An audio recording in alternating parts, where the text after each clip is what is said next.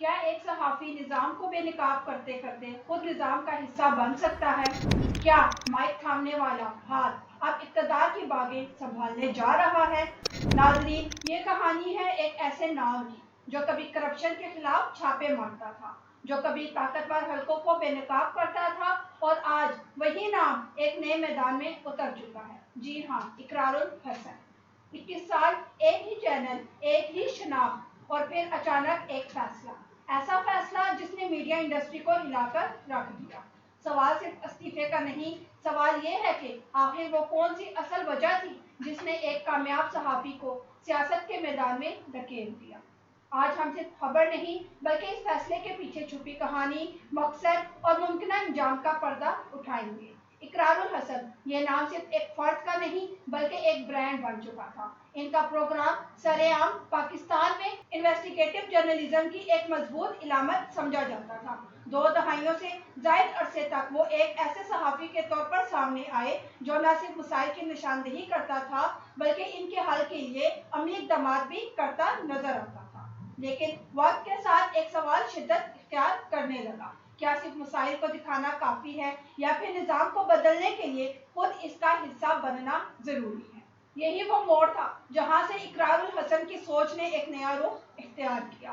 انہوں نے محسوس کیا کہ صحافت آواز تو اٹھا سکتی ہے لیکن فیصلے نہیں کر سکتی۔ وہ بدعنوانی کو بے نقاب کر سکتے تھے لیکن اسے جڑ سے ختم کرنے کے اختیارات ان کے پاس نہیں تھے۔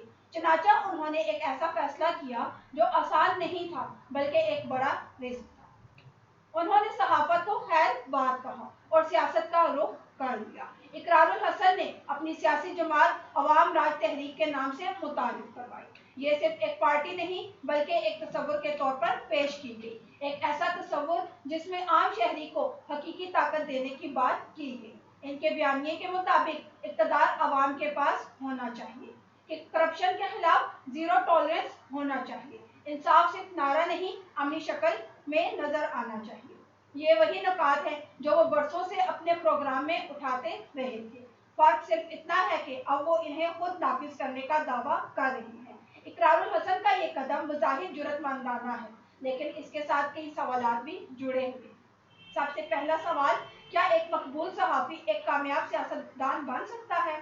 صحافت میں وہ ایک آزاد آواز تھے لیکن سیاست میں انہیں اتحاد، مفاہمت اور بعض اوقات سمجھوتوں کا سامنا کرنا پڑے گا۔ دوسرا اہم پہلو ان کی ساکھ ہے۔ عوام انہیں ایک ایماندار اور بے باک صحافی کے طور پر جانتے ہیں۔ اگر وہ اس امیج کو برقرار رکھتے ہیں تو یہ ان کی سب سے بڑی طاقت بن سکتی ہے، لیکن اگر وہ روایتی سیاست کا حصہ بن گئے تو یہی طاقت ان کے لیے کمزوری بھی بن سکتی ہے۔ تیسرا اور سب سے اہم پہلو سیاسی میدان کی حقیقت ہے، جہاں صرف نعرے کافی نہیں ہوتے بلکہ مضبوط تنظیم، حکمت عملی اور زمینی حقائق کا سامنا بھی کرنا پڑتا ہے۔ ناظرین، اقرار الحسن کا استعفیٰ ایک خبر ضرور ہے لیکن اس سے بڑھ کر یہ ایک تبدیلی کا اشارہ بھی ہے۔ یہ ایک ایسے شخص کی کہانی ہے جس نے سسٹم کو باہر سے بدلنے کی کوشش کی، اب وہ اسے اندر سے بدلنے کو نکلا ہے۔ اب فیصلہ وقت کرے گا، کیا وہ واقعی تبدیلی لا پائیں گے یا یہ بھی ایک اور خواب ثابت ہوگا۔ لیکن ایک بات واضح ہے، یہ قدم عام نہیں، بڑا ہے، اور بڑے قدم ہمیشہ بڑے نتائج لاتے ہیں۔ اسی کے ساتھ مجھے دیجیے اجازت، اللہ حافظ۔